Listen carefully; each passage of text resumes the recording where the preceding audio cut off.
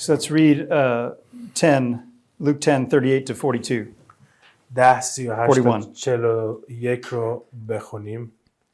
و هنگامی که می رفتند او وارد بلدی شد و زنی که مرتا نام داشت او را به خانه خود پذیرفت و او را خواهری مریم نام بود که نزد پایهای عیسی نشسته کلام او را می شنید. اما مرتا به جهت زیادتی خدمت مضطرب می بود. پس نزدیک آمده گفت ای خداوند آیا تو را باکی نیست که خواهرم مرا واگذارد که تنها خدمت کنم؟ او را بفرما تا مرا یاری کند. عیسی در جواب وی گفت ای مرتا تو در چیزهای بسیار اندیشه و اضطراب داری، لیکن یک چیز لازم است و مریم آن نصیب خوب را اختیار کرده است که از او گرفته نخواهد شد. I wanted to read this because you're leaders, you're people leading ministries. اینو می‌خواستم بخونیم چون شما خدماتی رو رهبری می‌کنید. And we have this great temptation to be Martha in the story. و همیشه یک وسوسه زیادی هستش که مارتا باشیم. Because we have many important things that we have to do. و خیلی چیزای مهم زیادی هست که باید انجام بدیم. There are many important tasks in ministry that call our attention and that require all our energy. و خیلی موضوعات مختلفی تو خدمات ما هستش و نیاز داره به انرژی خیلی زیادی. We have an expression in English, sometimes we miss the forest because of the trees. ما در انگلیسی از یک مثال استفاده میکنیم و میگیم بعضی موقع ما جنگل رو نمیبینیم به خاطر اینکه خیلی نزدیکیم به یه درخت. So we see each individual tree and what it needs and how to care for it and where it is, that we never see the big picture of the forest.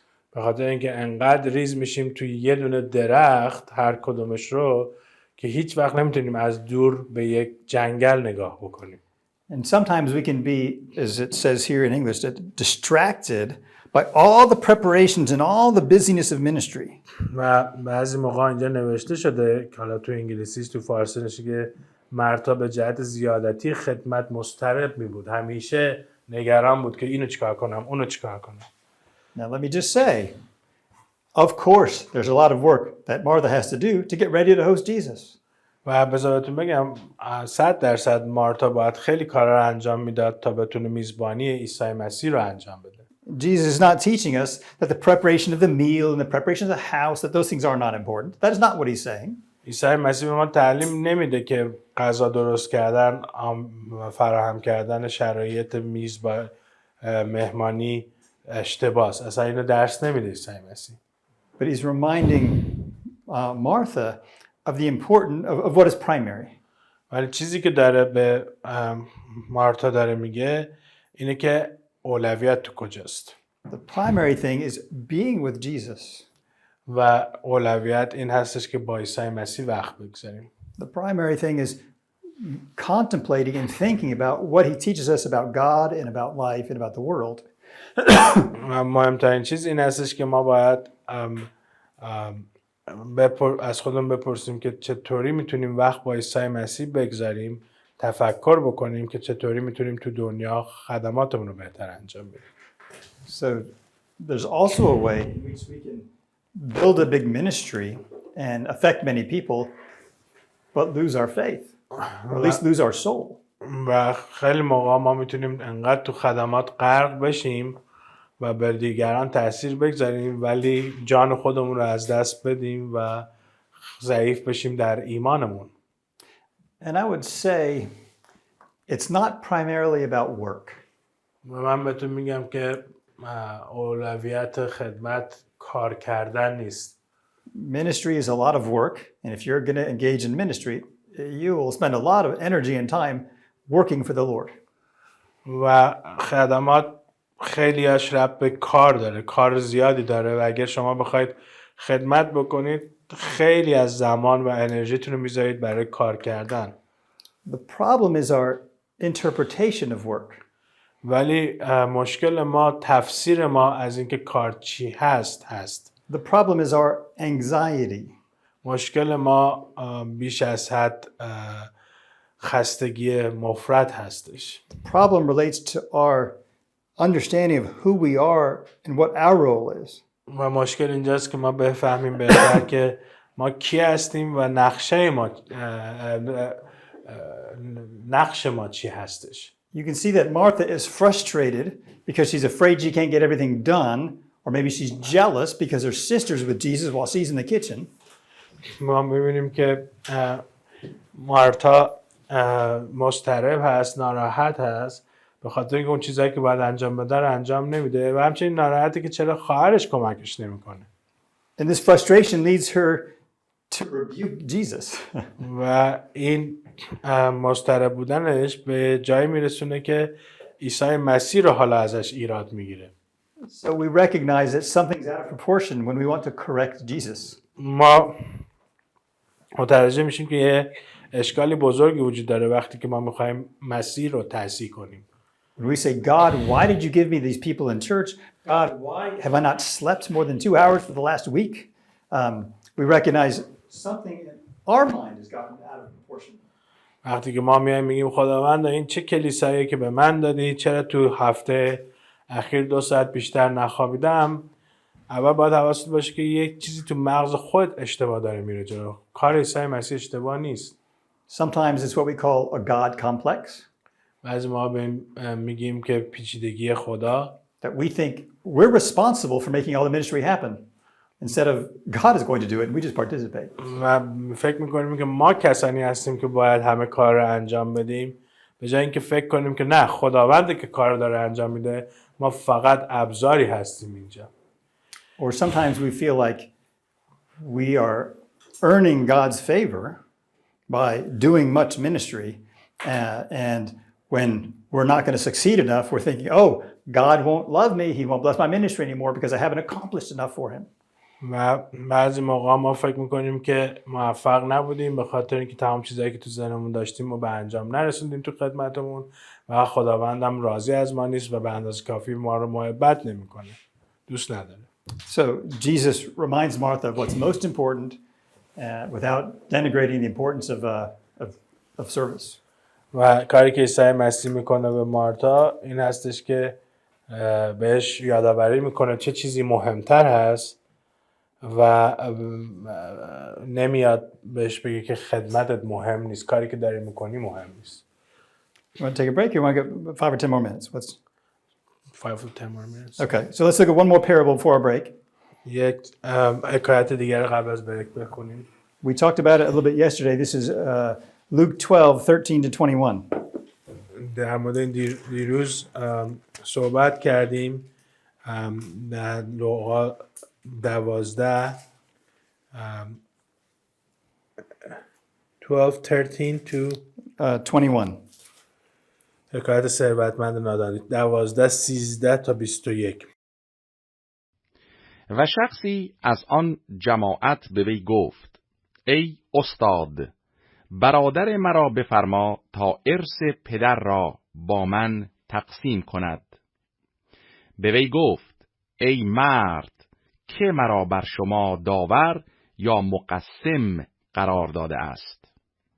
پس بدیشان گفت: زنهار از طمع بپرهیزید، زیرا اگرچه اموال کسی زیاد شود، حیات او از اموالش نیست. و مثلی برای ایشان آورده گفت: شخصی دولتمند را از املاکش محصول وافر پیدا شد. پس با خود اندیشیده گفت: چه کنم؟ زیرا جایی که محصول خود را انبار کنم ندارم. پس گفت: چنین می کنم، انبارهای خود را خراب کرده بزرگتر بنا می کنم و در آن تمامی حاصل و اموال خود را جمع خواهم کرد و نفس خود را خواهم گفت که ای جان، اموال فراوان اندوخته شده به جهت چندین سال داری، الحال بیارام و به اکل و شرب و شادی بپرداز. خدا وی را گفت: ای احمق، در همین شب جان تو را از تو خواهند گرفت. آنگاه آنچه اندوخته‌ای از آن که خواهد بود. همچنین از هر کسی که برای خود ذخیره کند و برای خدا دولتمند نباشد. So we see in this parable the context in the first few verses and then the parable itself. ما میبینیم که خود حکایت اینجا داره متن رو میگه چه شرایطی وجود داره. We see a brother is two brothers are in a dispute and one brother is demanding that Jesus settle the dispute. و تو اینجا میبینیم که عیسی مسیح خودش رو گذاشته توی حکایت. دو تا برادر وجود دارن و در مورد ارث با هم دیگه بحث دارن و از عیسی مسیح میخوان که مشکل رو حل بکنه. Jesus asks a question with great irony. Who made me a judge? و حالا عیسی مسیح خیلی عجیب و غریب سوال میکنه و میگه کی مرا داور شما کرده یا منقسم قرار داده. Of course, that's funny because he really is the judge. چون این خنده‌دار است به خاطر اینکه واقعا داور اصلی هست. But he's exposing the man's lack of comprehension. و از میخواد اینجوری بهشون نشون بده که اینا خوب متوجه نمیشن کی هست عیسی مسیح. And then he gives us the meaning of the parable in the next verse. Be on guard against all kinds of covetousness, because life is not consists of the abundance of your possessions. و بعد میاد معنی حکایت رو میگه برای اینکه میگه زنهار از طمع بپرهیزید زیرا اگر چه اموال کسی زیاد شود حیات او از اموالش نیست. And so in the parable, since we already have its interpretation, we can see what Jesus is trying to point out. حالا ما می‌بینیم که اینجا اول تفسیر وجود داره. حالا ما متوجه میشیم که عیسی مسیح چیکار داره میکنه توی خود مثل. The man in the parable appears to think that life consists of the abundance of possessions. اون شخصی که توی حکایت وجود داره انگار که فکر میکنه با داشتن زیادتی پول و ثروتمندی زندگی رو میتونه بهتر داشته باشه. But the man is not thinking about the reality of God's coming. ولی این شخص به فکر این حقیقت نیست که خداوند خواهد اومد. We all, the implied teaching is, we all must live in light of the reality that God will come as judge. و تعلیمی که میخواد بده این است که ما هممون باید جوری زندگی کنیم که خداوند به عنوان داور اصلی باز خواهد گشت. And one day we will be required to give an account. و یک روزی ما باید هممون جواب پس بدیم. And this man is unprepared. و این آدم اصلا آماده نیست. On the one hand, he's unprepared because he's building things, he's made a plan to build things that he will not be able to use. از یه نظر این آدم آماده نیست چون داره ساختمان‌هایی رو بنا میکنه که هیچ وقت ازش استفاده نمیتونه بکنه. But ultimately his greatest act of foolishness is that he's made treasures for himself but is not rich towards God. ولی مشکل اصلی آیه 21 است. میگه این کسی هستش که برای خود ذخیره کرد ولی برای خداوند ذخیره‌ای نکرد، دولتمند نبود. With that interpretation, we can go back and read the parable and see where the man's focus was. وقتی که اینو ما توی اینجا داریم میتونیم برگردیم نگاه بکنیم به حکایت ببینیم که انگیزه این مرد چی بود. If you look at how many times he says, what will I do because I built these barns, I will do this. He's all thinking about himself. ولی اگه برید نگاه کنید به حکایت میبینید که همش اول شخص مفرد ازش استفاده شده. من برای خودم من. What word does he never mention? چه چیزی رو اصلا کلمه تو حرفاش اصلا نیست. Never mention God. خداوند. Why was he wealthy? چرا پولدار بود؟ Particularly in the ancient world, in an agricultural economy, who gives growth? Who produces grain? حالا اون موقع تو اون زمان چه کسی پولدار بود؟ چه کسی بذرها رو رشد میداد؟ We recognize we participate, but ultimately God gives growth to the grain. و هم میدونستیم که ما میایم بذر رو میپاشیم، تو اون زمان اینجوری بود، ولی خداونده که محصول رو برکت میده. So the man is attributing to himself what God himself has done. پس اون شخص اون کاری که خداوند کرده بود رو میذاره به حساب خودش، میگه من بودم که تونستم رشد بدم. Furthermore, he's not thanking God for God's blessing. و از طرف دیگه هم خداوند رو شکر نمیکنه به خاطر برکتی که بهش داده. So it's not that wealth is wrong, it's that wealth is a gift from God and we should thank God for it. و موضوع اینه که داشتن ثروت اصلا مشکلی وجود توش نداره، ولی اینکه باید خداوند رو برکت بدیم وقتی که پولدار هستیم. What else does the man not do? حالا چه کار دیگه هست که مرد انجام نمیده؟ He does not think about the other people in his community. مشکل دیگه هستش که به فکر دیگران نیست در جامعه خودش. I don't think he gathered all that grain himself.